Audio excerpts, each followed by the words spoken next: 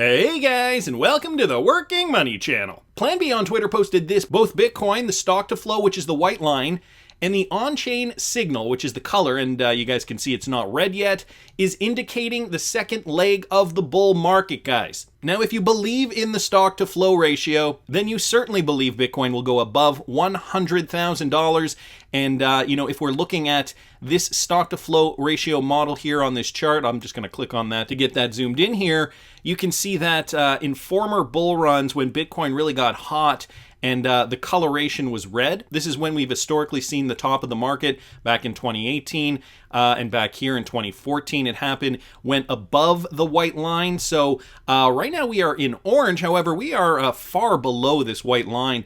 And you guys can see in these models, the orange dots here were almost hugging the white line or getting really, really close to it. But what they're suggesting here, Bitcoin could go above $100,000. We do still have that one leg up. I think that is the most important takeaway here. This is Bitcoin on the daily. You guys can see it's trading right now at 45,300, give or take. We have seen a bit of a cool down. We did see a breakout back at the end of July. Now we're getting towards the end of August, and Bitcoin cooling down a little bit. It has been bringing the rest of the crypto market with it.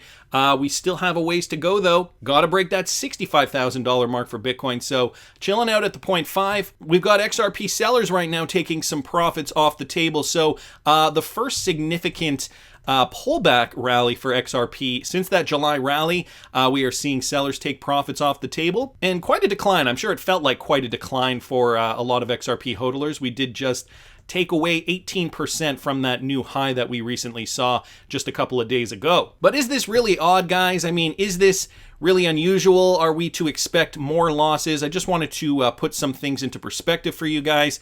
Gonna bring up the bull run of 2018 here real quickly. I'm just gonna throw some bars on here just to show you guys what I've noticed here with regards to this trend. So first thing I want to show you guys, what I want to demonstrate here is that when I take these bars, and I think this is just important for everybody to understand, when we take these bars, if you look in here, you can see the bars don't actually represent the true price range. You can see that the tails and wicks have been cut off of these bars. So just wanted to make sure that you guys realize that because I'm going to bring this bar pattern right over here, just going to bring it all the way to present day over here, and I just wanted to match up some of these corrections here just to kind of put things into perspective, what we saw in the last bull run and what we could expect in this bull run. And as you guys can see, if I match up these bars and I ignore these wicks here, you guys can see even in the last bull run before we made higher highs, XRP did indeed retrace approximately this same amount. So this is par for the course. We are seeing a similar movement for XRP.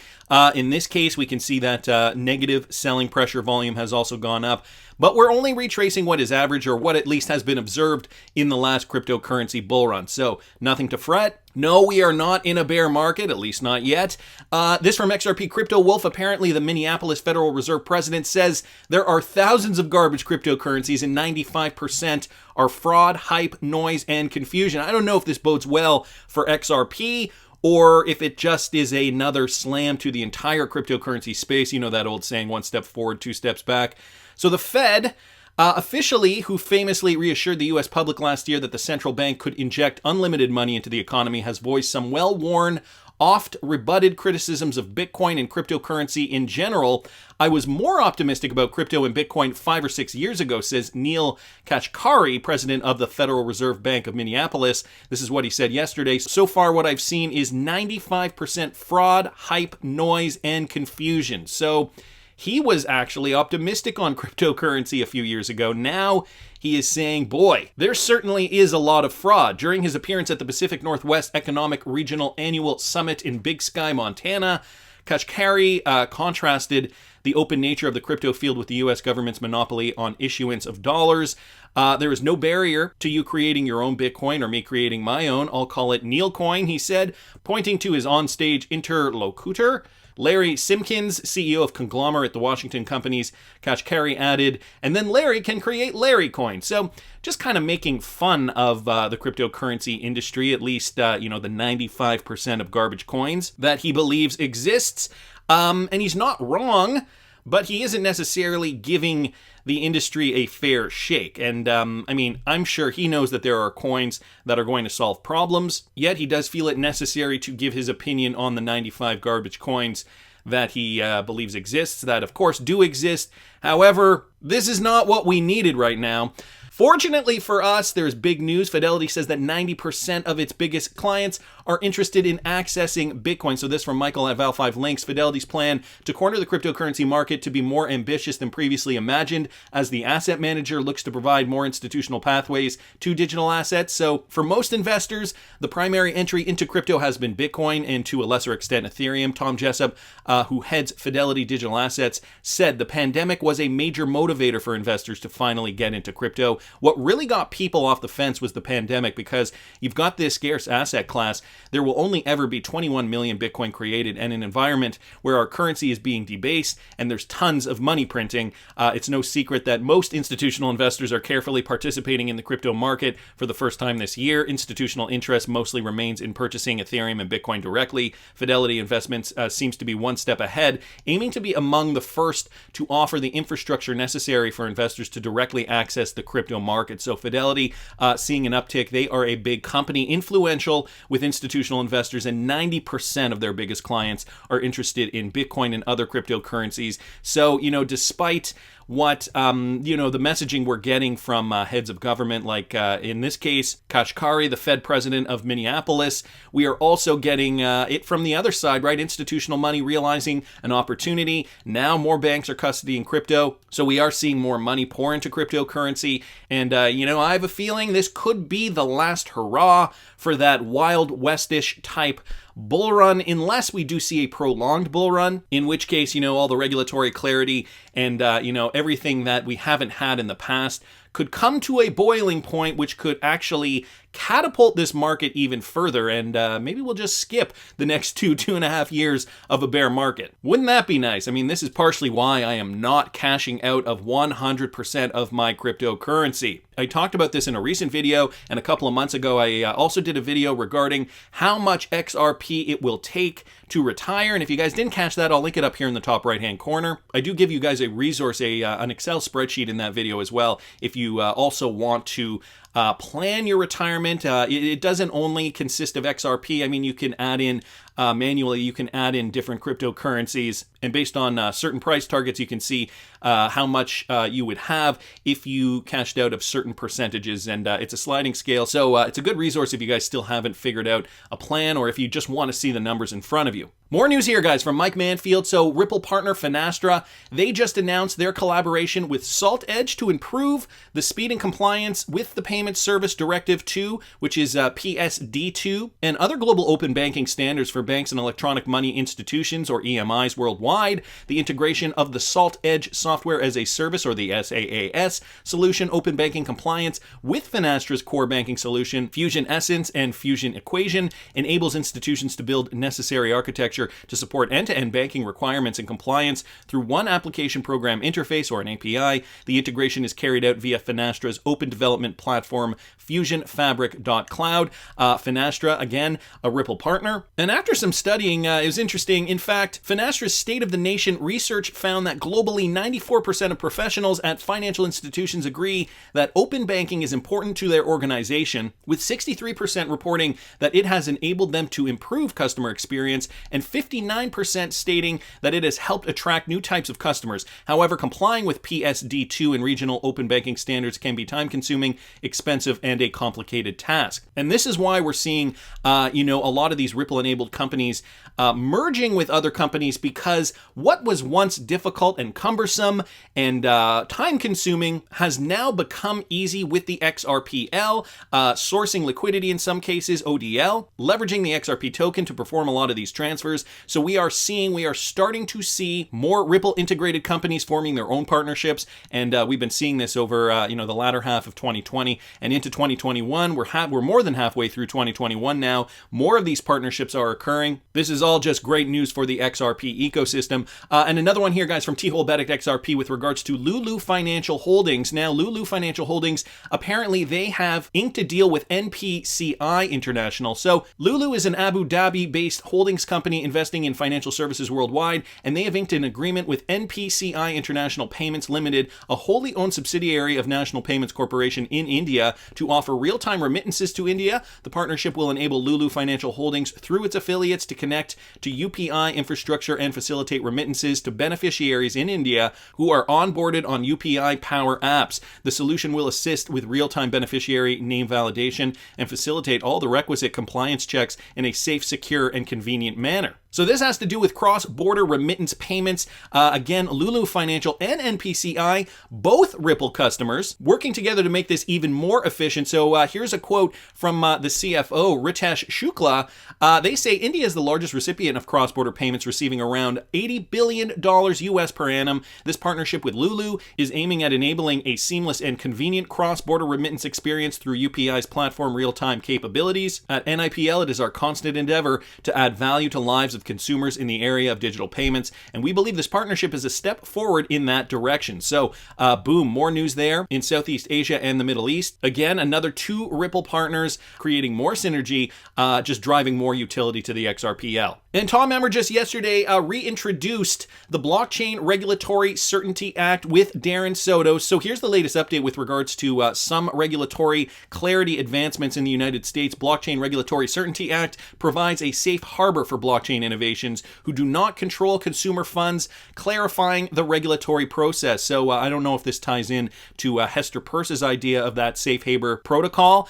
Tom Emmer goes on to say blockchain entities that aren't money transmitters should not have to register as such. They do not have customers, do not transmit money, and therefore shouldn't have to acquire 53 licenses just to operate in the United States. It's time for common sense regulation, folks. This is from Tom Emmer. I'm proud to reintroduce the Blockchain Regulatory Certainty Act. We must ensure fair and straightforward compliance for all blockchain innovators. And so this is the latest. He introduced this yesterday. Of course, we know the United States still in that teething pain stage when it comes to cryptocurrency regulatory clarity. Members of Congress, though, working hard to make it happen, making sure that it all makes sense. Meanwhile, we've got the latest here from Bill Hinman, or rather the transcripts from his deposition. I told you XRP was a security. Bill Hinman turns on Ripple in latest blow. This brought to us by Mac Attack XRP here on Twitter. So here's what happened. I don't have to go over the background, you guys know about the case, but in a latest twist, Ripple has been dealt a major blow. Hinman has claimed he told the blockchain payments company that XRP was a security and urged the firm to stop selling them. Ripple made every possible effort to depose Hinman, who is the former SEC Director of Corporate Finance. The SEC, on its part, fought even harder to quash the deposition. It went as far as claiming that Hinman was speaking in a personal capacity when he exempted Ethereum and Bitcoin from being labeled as securities. However, despite the SEC's effort, the deposition took place, as we know, and Bill Hinman said, "I told you XRP was a security." The most striking discovery from the deposition is that Hinman claims to have made it clear to Ripple that it was engaging in securities violations by selling XRP. Hinman was replying to an inquiry on whether during his tenure there were instances when his guidance was sought as to the application of federal securities laws to digital assets. He responded, and here's a quote, "Frankly, the one I recall the most clearly is probably the one when XRP came in with a person who had my position before me as well as enforcement counsel. They were interested in, is there a way to restructure what we're doing to bring it within compliance of the securities laws? And the first thing I said to them was, you're continuing to offer XRP without any kind of restrictions that would apply as a securities offering. If you want to come into compliance, you have to stop doing that." And they understood that. So Hinman's response could be a big blow to Ripple. The San Francisco company has been pleading a lack of fair notice as its main defense in the lawsuit by the SEC. So that's not great. Hinman has been a key part of this defense, but now with him claiming that he informed them years ago that XRP could be a security and they should stop selling it, Ripple's defense could lose its appeal. And here is just a tweet from Jeremy Hogan with regards to this whole thing. "Ripple, if we're doing something wrong, how can we fix it? Hinman, you can't. Just stop selling XRP until we get our lawsuit finished." Ripple, "That's extremely unhelpful." Hinman, "I'll be more helpful when I get back into private practice. Call me then." Yeah, so obviously Jeremy Hogan taking a comedic angle on this, but that is basically what it was. So in a motion filed yesterday, the regulator called on New York Judge Sarah Netburn to approve its motion to seal its privileged logs. According to the watchdog, the privileged logs provide significant detail regarding SEC employees communicated with other SEC employees on which specific topics and at which specific times. This information about particular government employees and their communications is sensitive and could potentially be exploited for improper purposes. And of particular concern to the regulator is the deposition of Hinman. The SEC has called for redactions to the deposition as it concerns the identities of and information about third parties, Director Hinman's current or former clients, and third parties that discuss their business plans with the SEC as they related to the federal securities laws. So there were some requests for some redactions. Another tweet down here just from John Deaton explaining his position on this. Obviously, the SEC actually argues that if the identity of Hinman's clients at Simpson Thacher are revealed, it may actually deter people from serving in high-ranking positions at the SEC. They are literally arguing that transparency will be a deterrent to public service. Unbelievable. I think you guys can see how broken this system is. And some other people here on Twitter, namely Jungle Inc., chiming in on this. And here's the problem in Director Hinman's own words. The only solution the SEC had for Ripple was to stop selling a commodity. They were legal owners and all entitled to sell. This requirement has not been imposed on Ethereum Foundation or anyone else. Very good point. And here is part of the deposition, part of the transcript here, just describing those sales of XRP as an unregistered security, in quotes. In their opinion, Monkey down here saying, Joseph Lubin, sneaky. Funny that Hinman says that transparency is important, but Ethereum Foundation gets to hide their balance sheets and quarterly reports. Exactly. Convinced and persuaded during his tenure that XRP is a security, but never reprimanded them. Basically, as Jeremy Hogan said, Ripple, how do we comply? Hinman, stop selling XRP. Ripple, our securities lawyers feel differently. Hinman, just stop selling. So not really giving any clear directive as to what they should have been doing. And yet Hinman turns around and says, look, I told you to stop selling XRP. Part of this deposition redacted. But then I saw this guy's from Crypto Boom responding to Jeremy Hogan's earlier tweet from yesterday.